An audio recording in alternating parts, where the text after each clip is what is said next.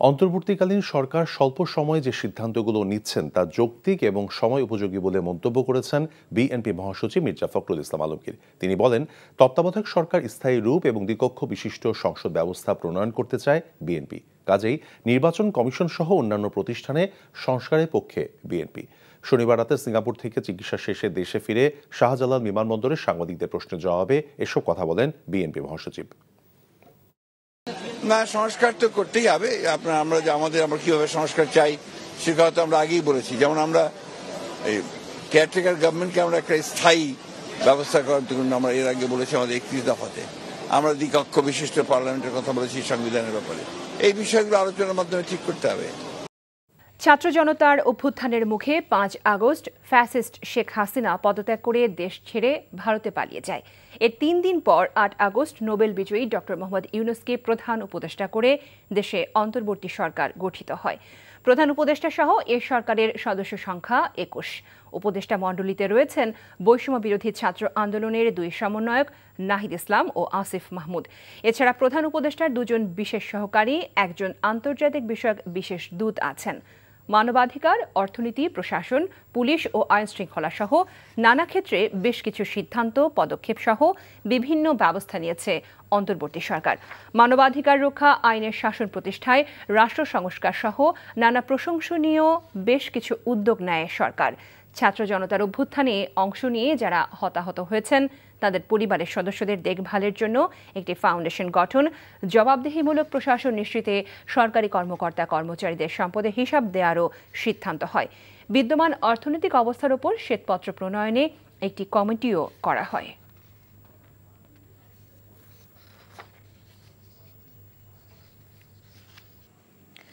July August গণহত্যার আলামত নষ্ট হওয়ার আগে দ্রুততম সময়ের মধ্যে সেগুলো সংগ্রহ করাই প্রধান চ্যালেঞ্জ হবে বলে জানিয়েছেন আন্তর্জাতিক অপরাধ ট্রাইব্যুনালের নবনিযুক্ত chief prosecutor advocate Tajul Islam. তিনি বলেন, শিগগিরই সারা দেশের আলামত সংগ্রহের কাজ শুরু করবে আন্তর্জাতিক অপরাধ ট্রাইব্যুনালের prosecution. Chief prosecutor Tajul Islam বলেন, ভারতের সাথে বন্দি বিনিময় চুক্তির মাধ্যমে মানবতা বিরোধী অপরাধের প্রধান অভিযুক্ত শেখ হাসিনাকে ফিরিয়ে আনার চেষ্টা করা হবে। জানান, ট্রাইব্যুনাল পুনর্গঠন হলে গ্রেফতার চাইবে প্রসিকিউশন। রোববার চিফ প্রসিকিউটরের নেতৃত্বে ট্রাইব্যুনাল পর্যবেক্ষণ করেন তিনি।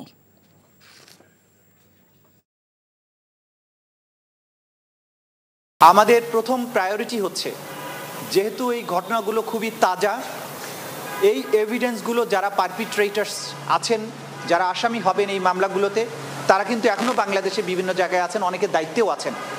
তারা এই আলামতগুলো ধ্বংস করার চেষ্টা করবেন। আমাদের প্রথম প্রায়োরিটি হচ্ছে এই হত্যাকাণ্ড, গণহত্যার যে আলামত আছে এগুলোকে সংরক্ষণ করা, দ্রুততম সময়ের মধ্যে এগুলোকে সংগ্রহ করে প্রসিকিউশন এবং তদন্ত সংস্থার হাতে নিয়ে আসা, যাতে করে ন্যায় বিচারের ক্ষেত্রে এই আলামতগুলোকে আমরা আদালতের সামনে উপস্থাপন করতে পারি। ভারতের প্রতিরক্ষা মন্ত্রী দেশটির সশস্ত্র বাহিনীকে বাংলাদেশের চলমান পরিস্থিতির দিকে নজর রাখতে বলার বিষয়টি উদ্বেগের চেয়ে বেশি অবাক করার মতো বলে মন্তব্য করেছেন পররাষ্ট্র উপদেষ্টা এম তৌহিদ হোসেন। সকালে পররাষ্ট্র মন্ত্রণালয়ে সাংবাদিকদের ব্রিফিংয়ে তিনি একথা বলেন। উপদেষ্টা বলেন, ইসরায়েল, হামাস, ইউক্রেন এবং বাংলাদেশকে নিয়ে যুদ্ধের প্রস্তুতির কোনো কারণ নেই। এমন প্রতিক্রিয়া কেন দেখানো হয়েছে সে বিষয়ে বিস্তারিত জেনে জানানো হবে বলে মন্তব্য করেন পররাষ্ট্র উপদেষ্টা। শেখ হাসিনাকে রাজনৈতিক আশ্রয় যে কোনো দেশে দিতে পারে বলে জানিয়ে তাকে ফিরিয়ে আনার বিষয়ে কোনো মন্তব্য করেননি পররাষ্ট্র উপদেষ্টা এম তৌহিদ হোসেন।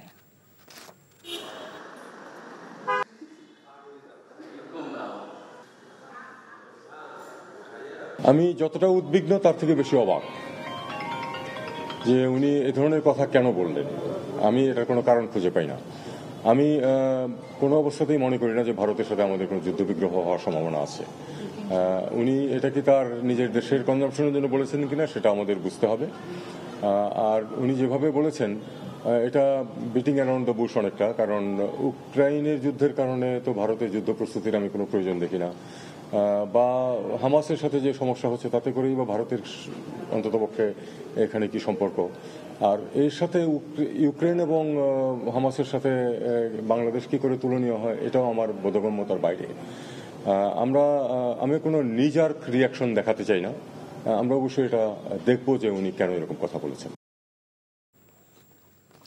বিএনপি স্থায়ী কমিটির সদস্য আমির খসরু মাহমুদ চৌধুরী বলেছেন, এই মুহূর্তে দেশের জাতীয় ঐক্যের কোনো বিকল্প নেই। দেশকে এগিয়ে নিতে অন্তর্বর্তীকালীন সরকারকে সমর্থন দিতে হবে বলেও জানান তিনি। সকালে রিপোর্টার্স ইউনিটিতে অন্তর্বর্তীকালীন সরকারের 1 মাস পূর্তি উপলক্ষে এবি পার্টি আয়োজিত আলোচনা সভায় এসব কথা বলেন তিনি। 5 আগস্টের পর জনগণ স্বাধীন মুক্ত দেশ পেয়েছে উল্লেখ করে খসরু বলেন, অবশ্যই সবাইকে পরিপূর্ণ রাজনৈতিক সাংবিধানিক অধিকার পেতে হবে। তিনি আরও বলেন, দেশের 65% মানুষের বয়স 35 বছরের নিচে, কাজে তাদের চাওয়া পাওয়াকে গুরুত্ব দিয়ে আগামীর বাংলাদেশ গড়তে হবে। সভায় অন্যান্য দলের নেতারা বলেন, জুলাই আগস্ট হত্যাকাণ্ডের জন্য দায়ীদের বিচারের মুখোমুখি করতে হবে, তবে পুরনো প্রক্রিয়ায় যেভাবে মামলা হচ্ছে তাতে বিচার কাজ ঝুলে যাওয়ার আশঙ্কাও করেন তারা। আজকে যে অন্তর্বর্তীকালীন সরকার আছে তাদেরকে আমরা সহায়তা করতে চাই।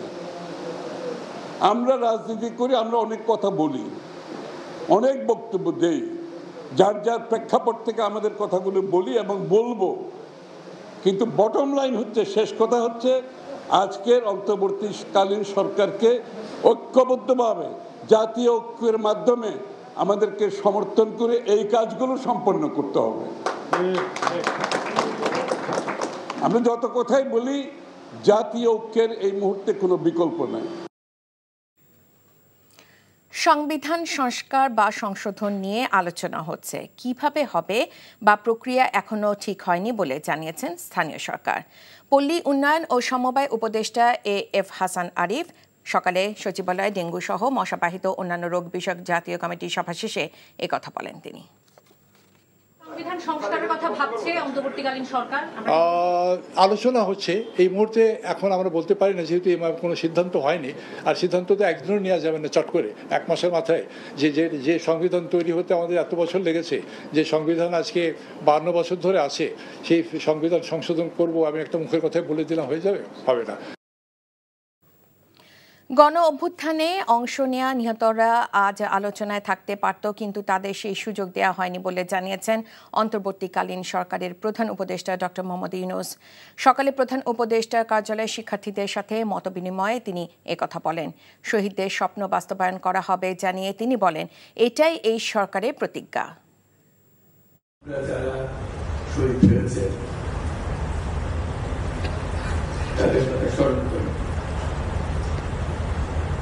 যারা শহীদ হয়েছে তারা চলে গেছে, এবং তোমাদের দিকে তাকাচ্ছিলাম, ভাবছিলাম তোমরাও শহীদ হয়েছে। এটা শুধু ভাগ্যের খেলা, তুমি এদিকে রয়ে গেছো, শহীদ হয়ে গেছে।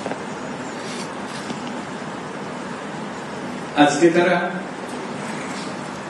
আমাদের সঙ্গে বুঝতে পারত,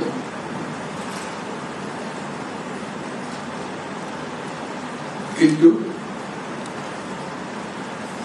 সেই সুযোগ তাকে দেওয়া হয়নি, তাদেরকে দেওয়া হয়নি। আমরা এপারের আর ওপারের মানুষ হয়ে গেছি। শুধু ঘটনা চক্রে কোন নিশ্চিতভাবে বলার হয়েছিল না তুমি এখানে থাকবে, সে চলে যাবে। তুমি হয়তো 1 ঘন্টা আগে রওনা হয়েছে, 1 ঘন্টা পরে রওনা হয়েছে, এটাই তারা সমস্যা। ফ্যাসিবাদী ব্যবস্থার বিলোপ ও নতুন বাংলাদেশের রাজনৈতিক বন্দোবস্ত সফল করার লক্ষ্যে জাতীয় নাগরিক কমিটি আত্মপ্রকাশ করতে যাচ্ছে। বিকেল 4:30টায় রাজধানী কেন্দ্রীয় শহীদ মিনারে এ কমিটি আত্মপ্রকাশ করবে। বৈষম্য বিরোধী ছাত্র আন্দোলনে লিয়াজো কমিটির সদস্য আরিফুল ইসলাম আদিবের পাঠানো এক বিজ্ঞপ্তিতে এ তথ্য জানানো হয়। বিজ্ঞপ্তিতে বলা হয়, বৈষম্য বিরোধী ছাত্র আন্দোলনের নেতৃত্বে দেশের সর্বস্তরে জনগণের অংশগ্রহণ ও সহস্রাধিক শহীদ এবং আহতদের আত্মত্যাগের বিনিময়ে বাংলাদেশের ইতিহাসের নিকৃষ্টতম ফ্যাসিস্ট শাসক শেখ হাসিনার পতন ঘটেছে। ছাত্র জনতার অভ্যুত্থানে 1 দফার 2য় ধাপ তথা ফ্যাসিবাদী ব্যবস্থার বিলোপ ঘটিয়ে নতুন রাজনৈতিক বন্দোবস্তের লক্ষ্য অর্জন করতে হবে।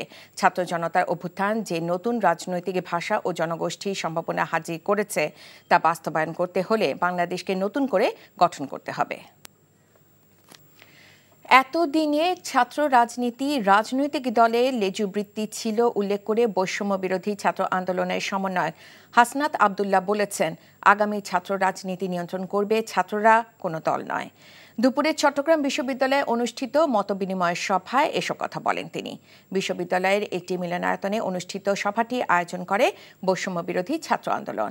এতে বক্তব্য রাখেন বৈষম্য বিরোধী ছাত্র আন্দোলনের সমন্বয়ক হাসনাত আবদুল্লাহ, চট্টগ্রাম বিশ্ববিদ্যালয়ের সমন্বয়ক খান তালাত মাহমুদ রাফি, সমন্বয়ক রাসেল মাহমুদ। বক্তারা বলেন, অনেক রক্তের বিনিময়ে শিক্ষার্থীরা আজ তাদের স্ব বিশ্ববিদ্যালয় ক্যাম্পাসে নির্ভয়ে প্রবেশ করতে পারছে, কিন্তু একটি চিহ্নিত গোষ্ঠী আবারও ষড়যন্ত্র শুরু করেছে তাদের রুখে দিতে ঐক্যবদ্ধভাবে সতর্ক থাকার পাশাপাশি কোনো রাজনৈতিক দলকে ক্যাম্পাসে প্রবেশ করতে দেয়া হবে না বলে জানান শিক্ষার্থীরা। বিশ্ববিদ্যালয়ে শিক্ষার পরিবেশ বজায় রাখা সহ নানা প্রতিশ্রুতি দিয়ে দায়িত্ব নিলেন জাহাঙ্গীরনগর বিশ্ববিদ্যালয়ের নবনিযুক্ত উপাচার্য অধ্যাপক ডক্টর মোহাম্মদ কামরুল হাসান। সকালে বিশ্ববিদ্যালয়ের সিনেট হলে বিশ্ববিদ্যালয়ের বৈষম্য বিরোধী শিক্ষার্থী, শিক্ষক, শিক্ষার্থী সহ সর্বস্তরের মানুষের অংশগ্রহণে এক উন্মুক্ত আলোচনার মাধ্যমে তিনি দায়িত্ব নেন। এ সময় উপাচার্য অধ্যাপক ডক্টর মোহাম্মদ কামরুল হাসান বলেন, জাহাঙ্গীরনগর বিশ্ববিদ্যালয়ের শিক্ষার মান উন্নয়ন সহ বিশ্ববিদ্যালয়কে আধুনিকায়নে যা যা করা দরকার তাই করবেন তিনি। এই জন্য তিনি সবার সহযোগিতা কামনা করেন। ছাত্র জনতার গণ অভ্যুত্থানের পর এখন শুরু হয়েছে বৈষম্য বিরোধী ছাত্র আন্দোলনের নেতাদের বিভাগীয় ও জেলা পর্যায়ের সভা। একটি সমন্বয়ক টিম প্রত্যেকটি জেলার অভ্যুত্থান ঘটানো ছাত্র জনতার সাথে মতবিনিময় সভায় অংশগ্রহণ করবে। এরই অংশ হিসেবে আজ মুন্সিগঞ্জে সফর করেছেন আন্দোলনের অন্যতম সমন্বয়ক সার্জিস আলম সহ 14 সদস্যের প্রতিনিধি দল। সকালে স্থানীয় ছাত্র সমন্বয়কদের সাথে ও পরে নিহত আহতদের পরিবারের সাথে মতবিনিময় করেন সমন্বয়ক দল। এ সময় নিহতদের শহীদি মর্যাদা প্রদানের দাবি তোলেন স্বজনরা। সার্জিস আলম নিহত ও আহতদের পরিবারের পাশে থাকার আশ্বাস দেন। সীমান্তে প্রতিটি হত্যার বিচার দাবিতে মৌলভীবাজারে মানববন্ধন করেছে বৈষম্য বিরোধী শিক্ষার্থীরা। ফেলানি থেকে স্বর্ণা, সীমান্তে খুন আর না, এই স্লোগানকে সামনে রেখে দুপুরে প্রেস ক্লাব প্রাঙ্গণে ঘণ্টাব্যাপী মানববন্ধন অনুষ্ঠিত হয়। এ সময় বক্তারা বলেন, কুলাউড়ার লালারচক সীমান্ত বিএসএফের গুলিতে শিশু স্বর্ণা দাসকে হত্যা এটি দেশে ভারতীয় আগ্রাসনের অংশ। মানববন্ধনে বক্তব্য রাখেন বৈষম্য বিরোধী ছাত্র আন্দোলন মৌলভীবাজারের দায়িত্ব পালনকারী সুমন আহমেদ, শাহান আহমেদ, জায়েদ আহমেদ, তানজিয়া শিশির সহ অনেকে। কেরানীগঞ্জের চর কালীগঞ্জ ও কালীগঞ্জ এলাকায় অবৈধ গ্যাস সংযোগ বিচ্ছিন্ন করেছে তিতাস গ্যাস কর্তৃপক্ষ। দুপুর থেকে বিকেল পর্যন্ত তিতাস গ্যাসের জিঞ্জিরা অফিসের উদ্যোগে অভিযানে নেতৃত্ব দেন নির্বাহী ম্যাজিস্ট্রেট ও এসি ল্যান্ড দক্ষিণ কেরানীগঞ্জ সার্কেল মোহাম্মদ রইস আল রেজওয়ান। এ সময় তিতাস গ্যাস কোম্পানির ভিজিলেন্স ডিভিশনের মহাব্যবস্থাপক মোহাম্মদ সেলিম মিয়া সহ তিতাসের কর্মকর্তারা উপস্থিত ছিলেন। কালীগঞ্জ ও চর কালীগঞ্জ এলাকার বিভিন্ন কারখানা ও ডাইং কারখানায় অভিযান পরিচালনা করা হয়। এছাড়া অনেক কারখানা বন্ধ করার নির্দেশ দেওয়া হয়। A month ago, as Bangladesh teetered on the brink of chaos after the downfall of Sheikh Hasina, Nobel laureate Dr. Muhammad Yunus returned home to steer the nation through political turbulences. It was a dramatic turnaround for Yunus, who faced relentless legal peril at home but ultimately emerged as the savior of a sacred nation. Many feared that Yunus, the nemesis of Hasina, would land in jail during her tenure, but on August 8th, he came back from Paris to a hero's welcome and headed to the presidential palace to take over the helm of Bangladesh, a country in flux. His longtime tormentor, Hasina, who fled 3 days earlier, the students who had spearheaded the protest and catalyzed the people's uprising, championed Yunus as their choice for the head of an interim government. People were relieved that he had indeed agreed to take the charge, and as such, the economics professor came to personify the hopes and aspirations of Bangladesh. Chief Advisor Professor Dr. Muhammad Yunus has reiterated his pledge to materialize the dream of the students to build a discrimination-free country. He said this addressing a view exchange meeting with students today. He cautioned that the students, the ousted force, will not remain idle and will try its best to resist them so that it can run its reign of looting smoothly again.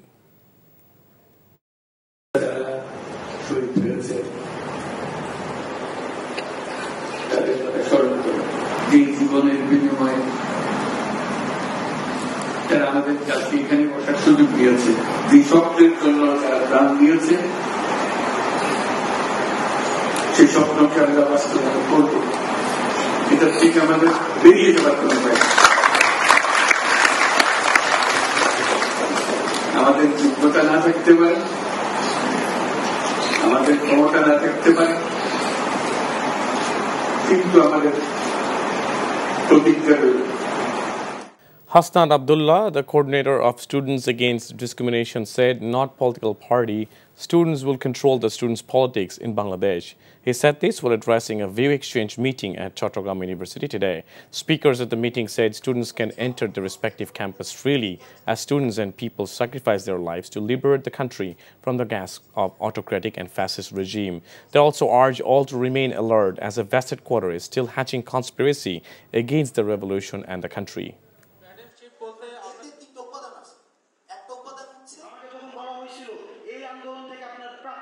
স্বাধীনতাটাকে আমাদের ধরে রাখার জন্য আমার ছাত্র রাজনীতি করতে হবে।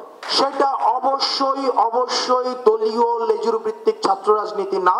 ছাত্র রাজনীতি ছাত্রদের হাতে থাকবে, কোনোভাবেই প্রেসক্রিপটিভ ছাত্র রাজনীতি কখনোই হবে না। Foreign advisor Tawhid Hussain said today that he was surprised by the statement made by Indian Defence Minister Rajnath Singh. He told reporters at the Foreign Ministry today. At an event in Lucknow on September 5th, Singh said India's armed forces need to be prepared for war in order to preserve peace. The advisor said he is no way thought that there was any possibility of a war or conflict with India. Rajnath Singh's statement is like beating around the bush.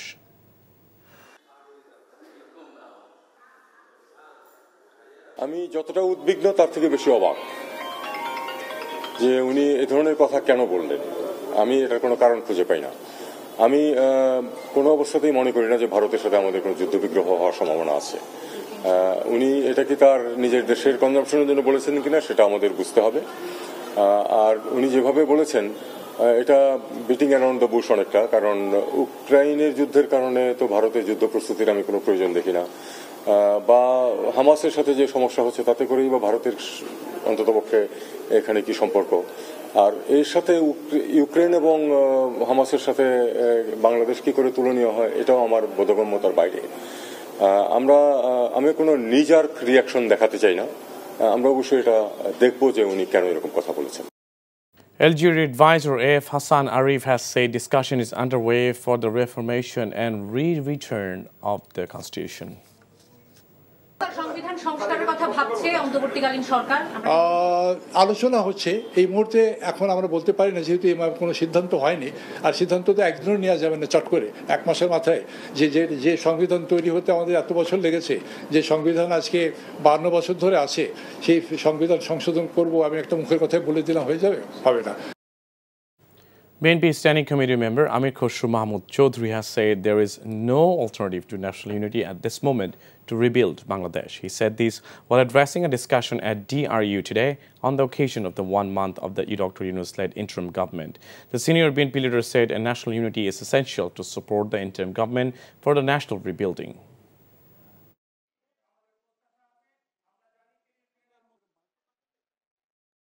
আজকে যে অন্তর্বর্তীকালীন সরকার আছে তাদেরকে আমরা সহায়তা করতে চাই।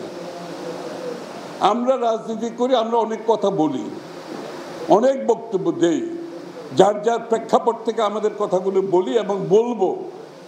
কিন্তু বটম লাইন হচ্ছে, শেষ কথা হচ্ছে, আজকের অন্তর্বর্তীকালীন সরকারকে ঐক্যবদ্ধভাবে জাতীয় ঐক্যের মাধ্যমে আমাদেরকে সমর্থন করে এই কাজগুলো সম্পন্ন করতে হবে। আমরা যত কথাই বলি, জাতীয় ঐক্যের এই মুহূর্তে কোনো বিকল্প নাই। Necessary steps will be taken to bring Sheikh Hasina back under the extradition treaty with India to try her on charge of mass killings during the students-led protest in July in August. Newly appointed International Crimes Tribunal Chief Prosecutor MD Tajul Islam said today. He said they will file an application with the tribunal when it resumes functions to issue arrest warrant against all the absconding accused, including Sheikh Hasina, in connection with the cases filed with mass killings and crimes against humanity. Replying to a question, he said a decision will be taken after consulting with the government about amendment of the existing International Crimes Tribunal Act for holding trial of the new cases filed with the ICT. Ashraful Hossain Alam, popularly known as Hero Alam, was beaten up by a group of people in Bogora Chief Judicial Magistrate's court premises today. He was beaten after he filed a case against Awami League General Secretary Obadul Qadir and former Chief Election Commissioner Qazi Habibul Awal today. Hero Alam alleged that BNP supporters attacked him. He filed a case against 39 people for 3 incidents that occurred when he contested different elections. যারা দেশে এতদিন ধরে লুটপাট করেছে তারা ছাত্র জনতার স্বপ্নকে দুঃস্বপ্নে রূপান্তর করার জন্য চেষ্টার ত্রুটি করবে না বলে মন্তব্য করেছেন অন্তর্বর্তীকালীন সরকারের প্রধান উপদেষ্টা অধ্যাপক ডক্টর মোহাম্মদ ইউনূস। অগস্ট বিপ্লবে নেতৃত্ব দেয়া ছাত্র সমন্বয়কদের সাথে মতবিনিময়কালে তিনি এমন মন্তব্য করেন। নজরানা চৌধুরী রিপোর্ট। অন্তর্বর্তীকালীন সরকার দায়িত্ব নেয়ার 1 মাস পূর্তির দিন প্রধান উপদেষ্টা অধ্যাপক ডক্টর মোহাম্মদ ইউনূস তার তেজগাঁও কার্যালয়ে আগস্ট বিপ্লবের নেতৃত্বে থাকা ছাত্র সমন্বয়কদের সাথে মতবিনিময় করেন, যেখানে উপদেষ্টা মণ্ডলীর সদস্যরা ছাড়াও ছাত্র সমন্বয়করা বক্তব্য রাখেন। দেশের শিক্ষা ব্যবস্থা, স্বাস্থ্যসেবা, আইন শৃঙ্খলা পরিস্থিতি, বেশ কিছু জাতীয় বিষয় নিয়ে ছাত্র সমন্বয়করা নিজেদের মতামত তুলে ধরেন। মব জাস্টিসটাকে নিয়ন্ত্রণ করা আসলে এই মুহূর্তে আমি মনে করি প্রধান কাজের মধ্যে একটি। যারা পোস্ট গ্রাজুয়েশন এবং পিএইচডি করে ফেলতেছে তাদেরকে যাতে দেশে এনে দেশের পলিসি মেকিং এবং দেশের কাজে তাদের মেধার যাতে মূল্যায়ন হয়। কাঁচা মরিচের দাম থেকে শুরু করে একদম কাঁচা বাজার থেকে শুরু করে মাছের বাজারে ঢোকা যাচ্ছে না, সে দ্রব্যমূল্যের নিয়ন্ত্রণ করতে হবে। ধর্মকে ব্যবহার করে যে রাজনৈতিক ব্যাপার সেটাকে বন্ধ করতে হবে। তরুণ সমাজ এবং ছাত্রদেরকে এই মহান ঐতিহাসিক দায়িত্ব পালনে উপযুক্ত করে গড়ে তুলতে সকল প্রকার সহায়তা করবেন। চিকিৎসা সুরক্ষা আইন নামে একটা আইন প্রণয়ন করা হোক, যেখানে শুধুমাত্র চিকিৎসকরা না, চিকিৎসকদের সাথে সাথে রোগীদেরও একদম সেবা এবং অন্যান্য যে সুরক্ষা আছে সেটা যেন নিশ্চিত করা হয়ে থাকে। প্রধান উপদেষ্টা তার বক্তব্যে বলেন, এই বিপ্লবে যারা শহীদ হয়েছেন তাদের রক্ত বৃথা যেতে দেয়া হবে না। এই বিপ্লব শুধু বাংলাদেশ নয়, পুরো পৃথিবীর তরুণদের নতুন করে স্বপ্ন দেখাচ্ছে বলেও মন্তব্য করেন তিনি। অন্তত মাসে একটা করে চিঠি লিখো আমাদের কাছে, শুধু স্মরণ করিয়ে দেওয়ার জন্য এটা বাকি রয়ে গেল, এটা ঠিক হলো না। কারণ আমরা হয়তো অনেক সময় মাথার থেকে ছুটে যাবে, যেহেতু তোমরা যেভাবে দেখে এসছো আমরা সেভাবে দেখতে জানি না। সেই জানানটা দেওয়ার জন্য আমাদেরকে গুঁতো দিতে হবে, স্মরণ করিয়ে দিতে হবে, যাতে করে আমরা এটার থেকে বিচ্যুত হয়ে যেতে না পারি। এটা তোমাদের দায়িত্ব, কারণ যে পথে রওনা করে দিয়েছ সেটার রূপরেখা তোমাদের কাছে পরিষ্কার। আমরা হয়তো কিছুটা বুঝেছি, কিছুটা অন্যভাবে বুঝেছি, এরকম যেন না হয়। বৈষম্যহীন উন্নত সমৃদ্ধ বাংলাদেশ গড়ার যে লক্ষ্য অর্জনের জন্য আগস্ট বিপ্লব সংগঠিত হয়েছে, সেই লক্ষ্য থেকে কেউ যেন বিচ্যুত না হয়ে যায় সে বিষয়ে শিক্ষার্থীদের সজাগ থাকার আহ্বানও জানান ডক্টর ইউনূস। আনন্দ সহকারে লুটপাট করে যাচ্ছিলাম, হঠাৎ করে গোলমাল হয়ে গেল। তারা কি চুপচাপ বসে থাকবে? মোটেই না। খুব চেষ্টা করবে আবার তোমাদেরকে দুঃস্বপ্নের মধ্যে যাতে ঢুকিয়ে দেওয়া যায়, তারা শান্ত মতে আবার শান্তিতে আবার তাদের রাজত্ব চালাতে পারে। তারা চেষ্টার ত্রুটি করবে না। কাজে যে কাজ শুরু করেছো এই কাজ সমাপ্ত না হওয়া পর্যন্ত এর থেকে বেরিয়ে যেও না। জুলাই আগস্টে ছাত্র জনতার উপর যে অত্যাচার নির্যাতন হয়েছে তা সবাইকে জানানোর জন্য ছাত্রদের প্রতি আহ্বান জানান অধ্যাপক doctor Mohammad Yunus. Nazrana Chowdhury, NTV news, Dhaka. July August গণহত্যার আলামত নষ্ট হওয়ার আগেই দ্রুত সেগুলো সংগ্রহ করা প্রধান চ্যালেঞ্জ বলে মনে করেন আন্তর্জাতিক অপরাধ ট্রাইব্যুনালের নবনিযুক্ত chief prosecutor advocate Tajul Islam. রোববার ট্রাইব্যুনাল পর্যবেক্ষণ করে সাংবাদিকদের কথা বলেন। তিনি বলেন, ভারতের সাথে বন্দি বিনিময় চুক্তির মাধ্যমে মানবতা বিরোধী অপরাধে প্রধান অভিযুক্ত শেখ হাসিনাকে ফিরিয়ে আনার চেষ্টা করা হবে। তামজিদ সুমনের রিপোর্ট। 5 আগস্ট শেখ হাসিনা সরকার পতনের পর ছাত্র জনতাকে গণহত্যার দায়ে একের পর এক অভিযোগ জমা হয় আন্তর্জাতিক অপরাধ ট্রাইব্যুনালের তদন্ত সংস্থায়, যেখানে প্রায় সবকটিতেই প্রধান অভিযুক্ত করা হয়েছে শেখ হাসিনাকে। ইতোমধ্যে পুনর্গঠন করা হয়েছে ট্রাইব্যুনালের প্রসিকিউশন, যেখানে চিফ প্রসিকিউটর হিসেবে অ্যাডভোকেট তাজুল ইসলামকে নিযুক্ত করা হয়েছে। নিয়োগের পর প্রথম দিনেই ট্রাইব্যুনাল পর্যবেক্ষণ করেন তিনি। পরে সাংবাদিকদের কাছে প্রতিক্রিয়ায় বলেন, দ্রুততম সময়ের মধ্যেই জুলাই আগস্ট গণহত্যার আলামত সংগ্রহ করাই এখন প্রধান চ্যালেঞ্জ।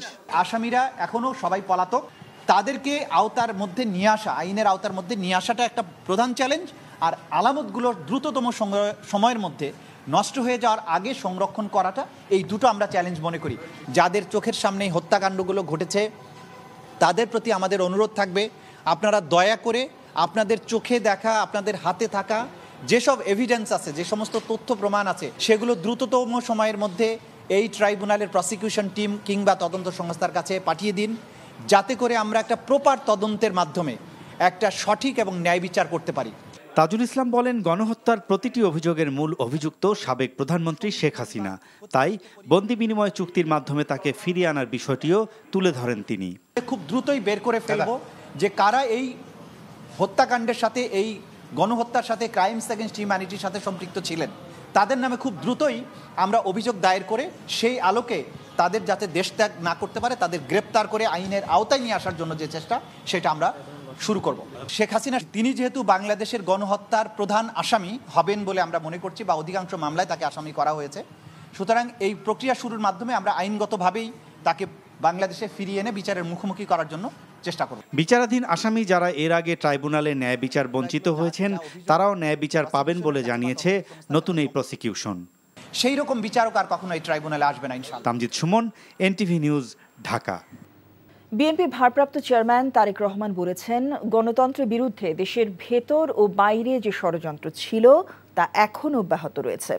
সকল ষড়যন্ত্রের বিষ-দাঁত ভেঙে জনগণকে নিয়ে গণতন্ত্র পুনরুদ্ধার না হওয়া পর্যন্ত বিএনপির আন্দোলন চলবে বলেও জানান তিনি। রোববার সাতক্ষীরা কলারোয়া হাইস্কুল মাঠে বিএনপি আয়োজিত জনসভায় অনলাইনে যুক্ত হয়ে তিনি এসব কথা বলেন। রিপোর্ট করছেন হাসান জাভেদ। স্বৈরাচার সরকারের পতনের পর ঢাকার বাইরে প্রথম জনসভার আয়োজন করে বিএনপি। লাখ লাখ জনতা এতে অংশ নেয়। সেই জনসভায় ভার্চুয়ালি বক্তব্য রাখেন বিএনপির ভারপ্রাপ্ত চেয়ারম্যান তারেক রহমান। উপস্থিত জনতার উদ্দেশ্যে ২০ মিনিটেরও বেশি সময় ধরে কথা বলেন তিনি। বলেন, ফেসিবাদের পতন হলেও জনগণের অধিকার এখনো প্রতিষ্ঠিত হয়নি। সেই অধিকার প্রতিষ্ঠা না হওয়া পর্যন্ত বিএনপির আন্দোলন অব্যাহত থাকবে বলেও জানান তিনি। স্বৈরাচারের পতন ঠিকই হয়েছে, কিন্তু এখনো আমাদের কাঙ্ক্ষিত লক্ষ্য অর্থাৎ জনগণের যে রাজনৈতিক অধিকার সেটি এখনো অর্জিত হয়নি। কাজেই আমাদের আন্দোলন শেষ হয়ে যায়নি।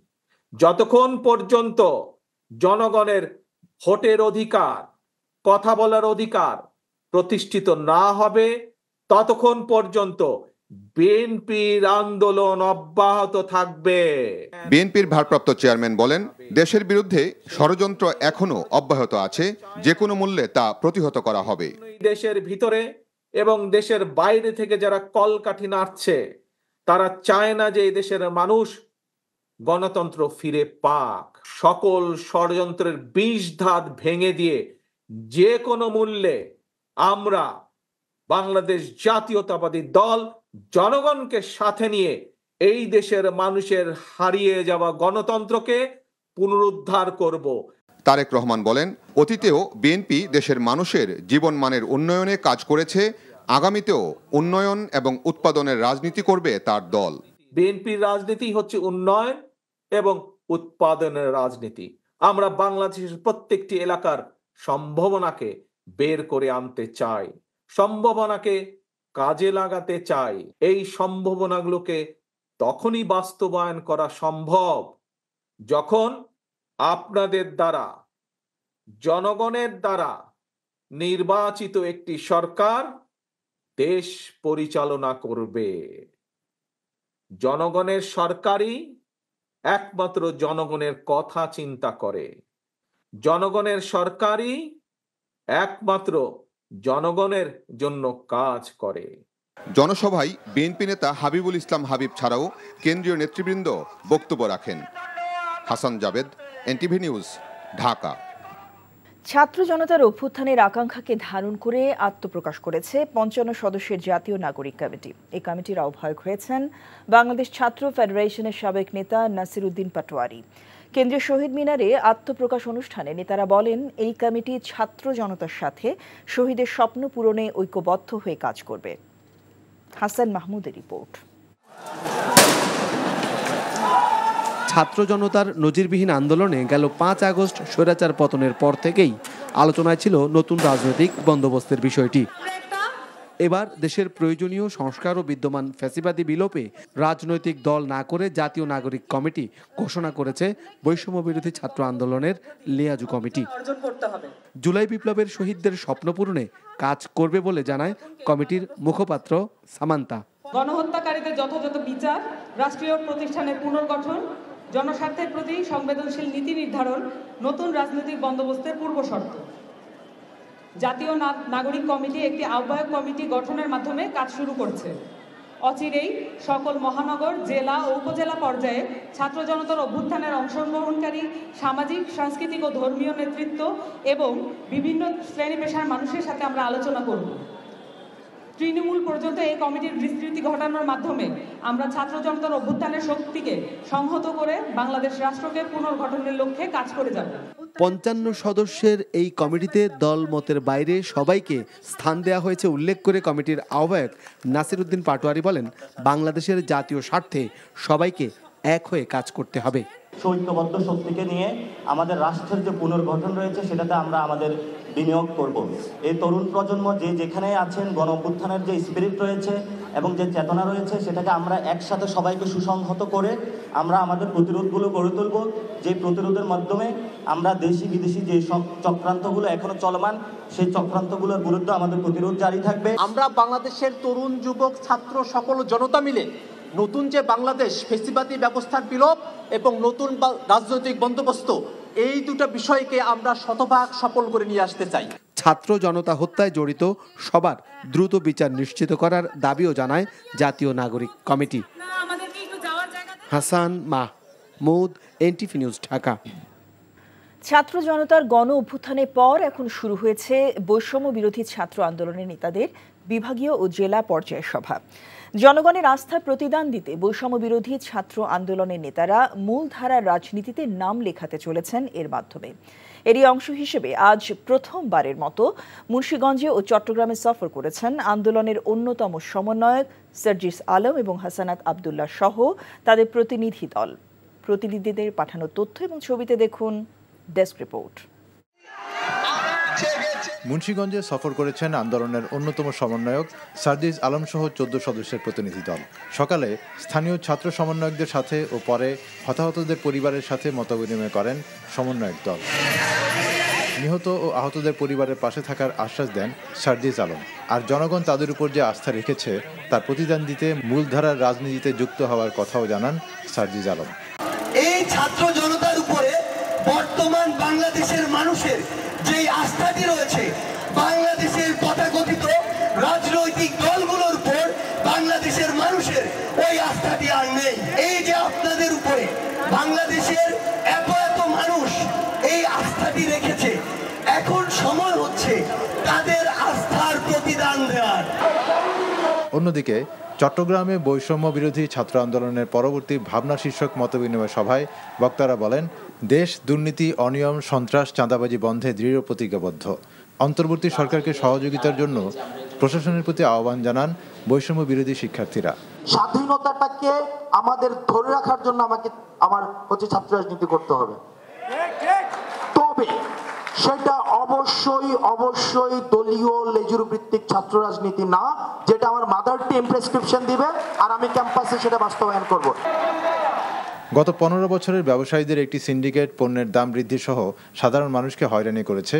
এসব সিন্ডিকেটের কাজ বন্ধ হলেও একটি অংশ তৃতীয় শক্তির মাধ্যমে আবারও ফিরে আসার চেষ্টা করছে বলে অভিযোগ করেন শিক্ষার্থীরা।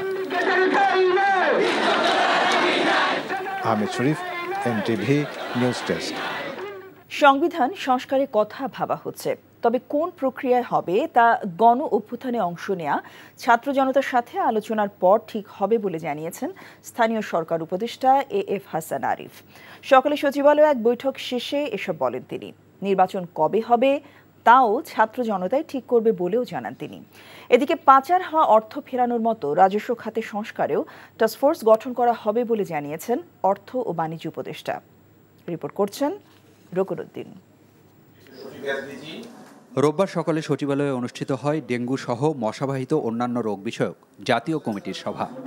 স্বাস্থ্য অধিদপ্তরের হিসেবে এবছর এখন পর্যন্ত প্রায় 15,000 মানুষ ডেঙ্গুতে আক্রান্ত হয়েছেন এবং 92 জনের মৃত্যু হয়েছে বলে জানানো হয় সভায়। গেল বছর একই সময়ে আক্রান্ত হয়েছিলেন প্রায় 1.5 লাখ আর মৃত্যু হয়েছিল 692 জনের। প্রতিরোধী হচ্ছে 90 ভাগ।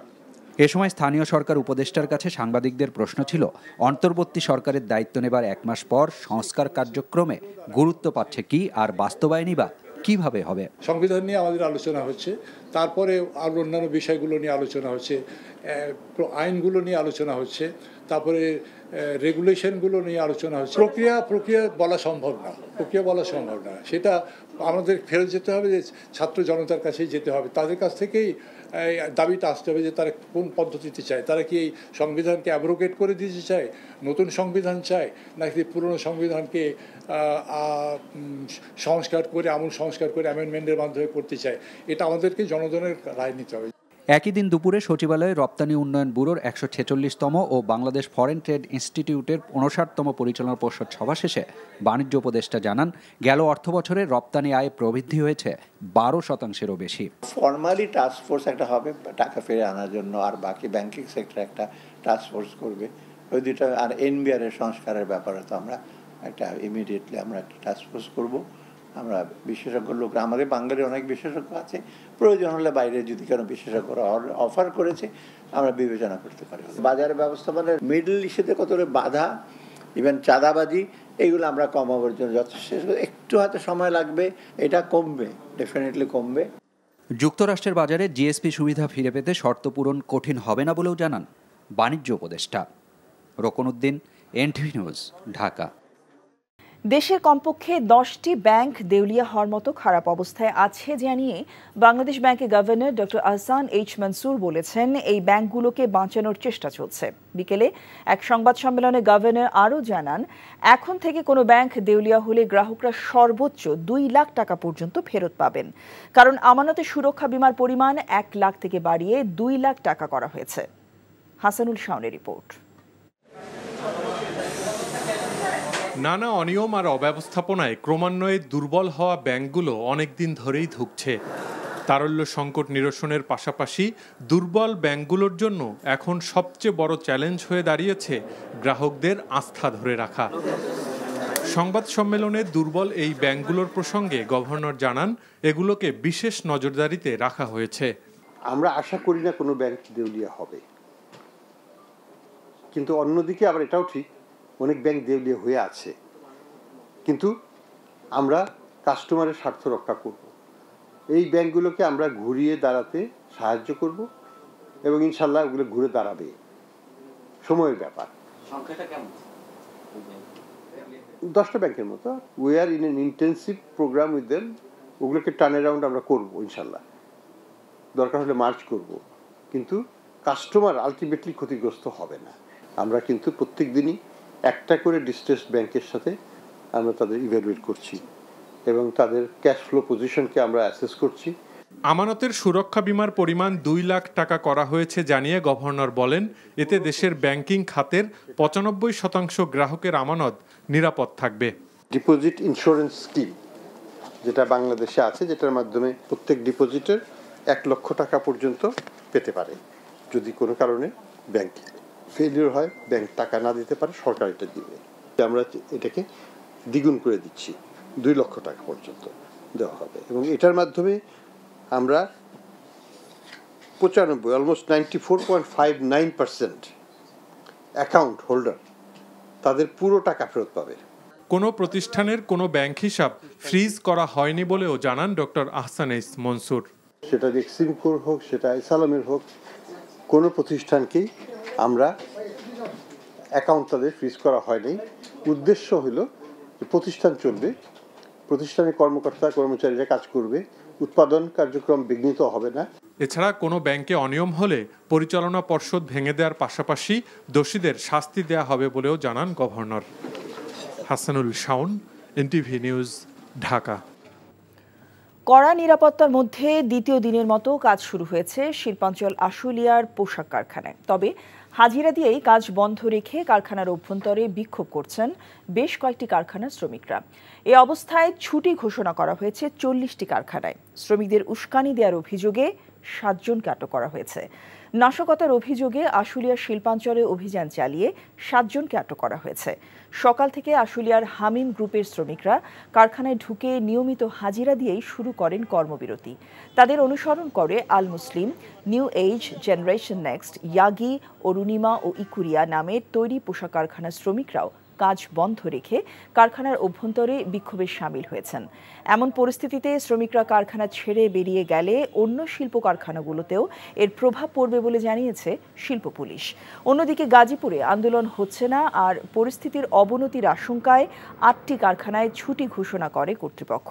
শিল্পাঞ্চল জুড়ে শিল্প পুলিশ, র্যাব, বিজিবি ও সেনাবাহিনীর টহল জোরদার করা হয়েছে। তাদের এই সম্পর্কটাকে আমরা ডেভেলপ করার চেষ্টা করছি মিডলম্যান হিসাবে। এটা হয়ে গেলে আমার মনে হয় না কোনো সমস্যা থাকবে। গার্মেন্টস শিল্প এটাতে যারা ব্যাঘাত ঘটাবে, স্বাভাবিক গতিকে যারা ব্যাঘাত ঘটাবে, সেক্ষেত্রে আমাদের অভিযান কিন্তু চলমান আছে। 17 দফা দাবি নিয়ে আজ বিসিবিতে উপস্থিত হয়েছিলেন ঘরোয়া ক্রিকেটের ক্রিকেটাররা। তাদের দাবিগুলোর মধ্যে উল্লেখযোগ্য হচ্ছে ঢাকা বিভাগে প্রথম শ্রেণী ক্রিকেট লিগের টেস্ট, ওয়ানডে, টি20 3 সংস্করণেরই টুর্নামেন্ট থাকতে হবে। ক্রিকেটারদের বেতন কাঠামোরও দাবি জানিয়েছেন তারা। পাশাপাশি ক্রিকেটার্স ওয়েলফেয়ার অ্যাসোসিয়েশনকে ঢেলে সাজানোর দাবি জানিয়েছেন ক্রিকেটাররা। কোয়াব যেন স্বাধীনভাবে কাজ করতে পারে সেই নিশ্চয়তা চেয়েছেন ক্রিকেটাররা। এছাড়া প্রত্যেক জেলায় ক্রিকেটারদের অনুশীলনের সুযোগ সুবিধা ও ম্যাচ ফি বাড়ানোর দাবি করেছেন 64 জেলার ক্রিকেটাররা। পরিচালক ফাহিম তাদের 17 দফা দাবি মেনে নেয়ার আশ্বাস দিয়েছেন।